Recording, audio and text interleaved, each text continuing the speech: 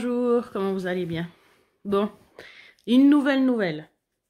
Bon, hier soir, j'ai réussi à sortir, j'étais trop contente, j'avais tout ce qu'il fallait, les habits qu'il fallait, un petit peu serrés, mais ça allait, c'était faisable, et puis ça passait dans l'ambiance, à tout point de vue, au niveau du style, au niveau de tout. Non, non, non, tu vas pas sur mon oreiller, déjà avant tu t'es mis sur mon oreiller, t'as fait pipi, c'est bon.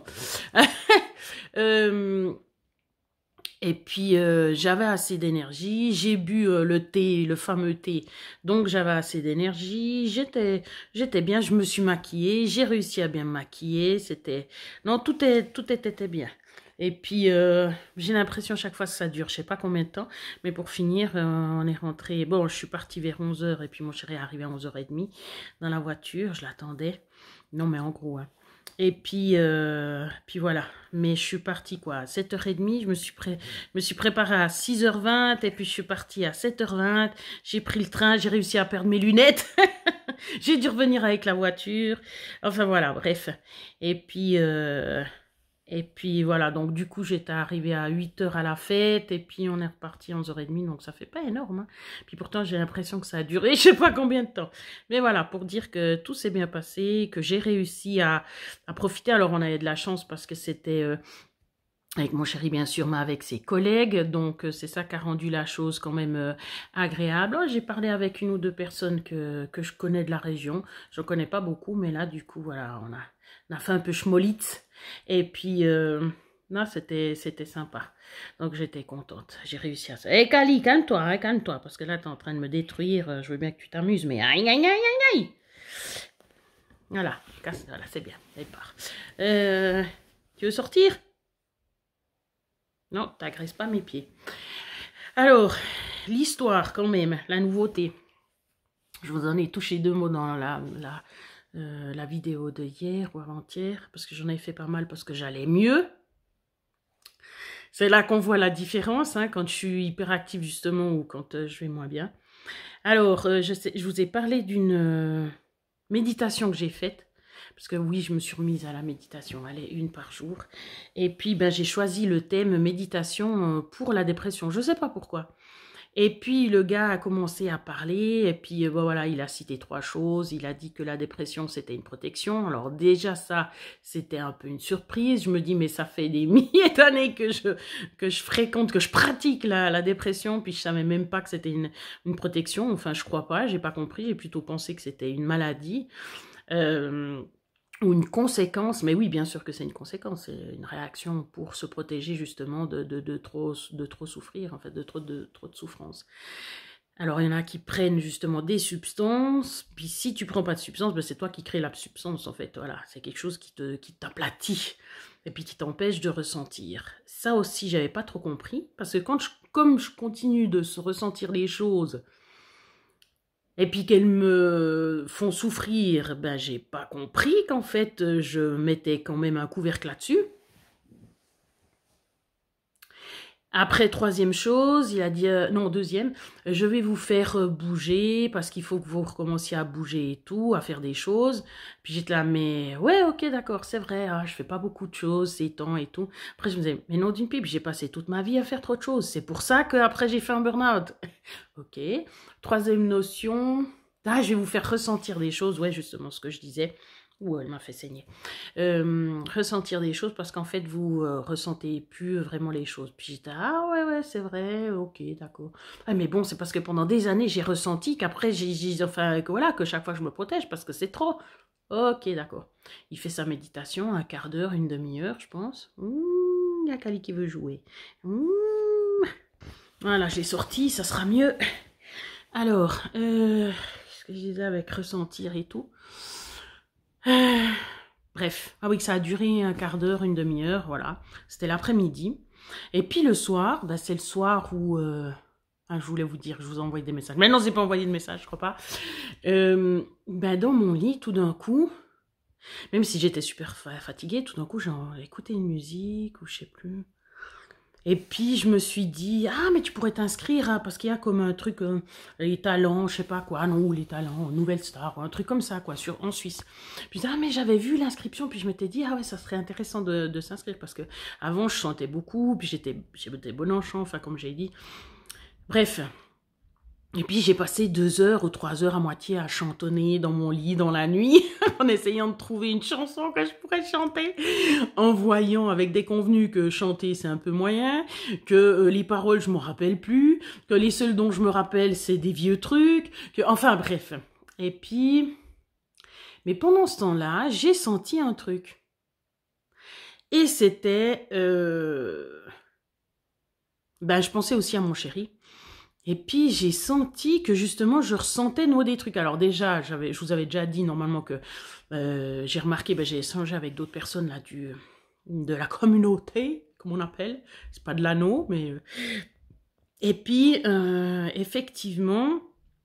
d'écouter de la musique, ça rend toujours nostalgique ou bien ça crée des émotions, donc on n'écoute pas forcément de musique.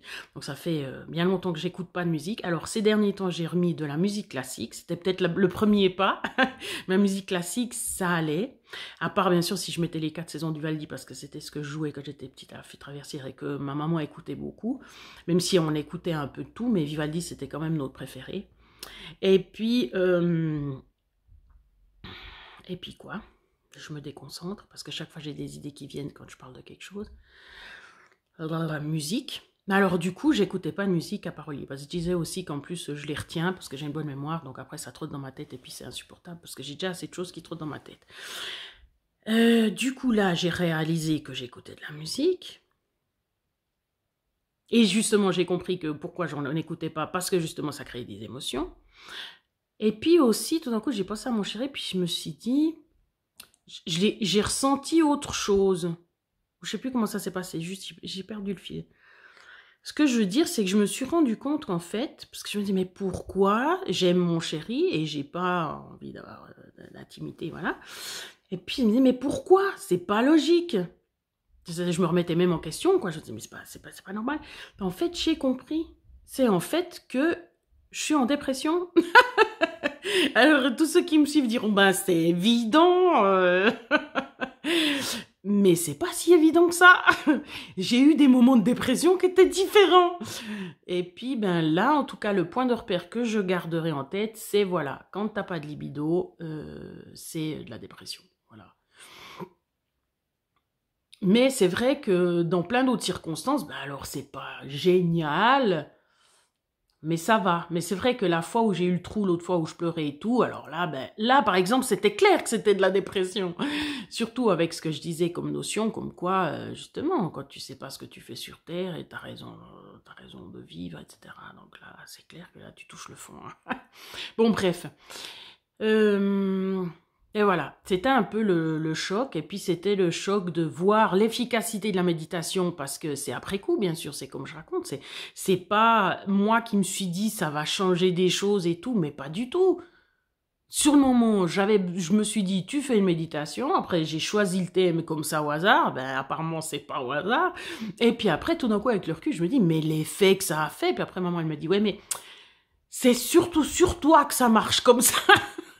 Ah d'accord, oui, parce que moi, comme je suis une taureau, non je rigole, elle est du taureau, et moi je suis toujours sur la défensive, voilà, les gens peuvent dire ce qu'ils veulent, ça me fait pas changer d'avis, je suis pas perméable à, voilà, bref, je suis pas influençable, alors c'est vrai que depuis jeune je suis assez influençable, c'est un des termes qu'on pourrait m'approprier, ça veut pas dire que je change d'avis comme je suis, mais en même temps, est-ce qu'influençable?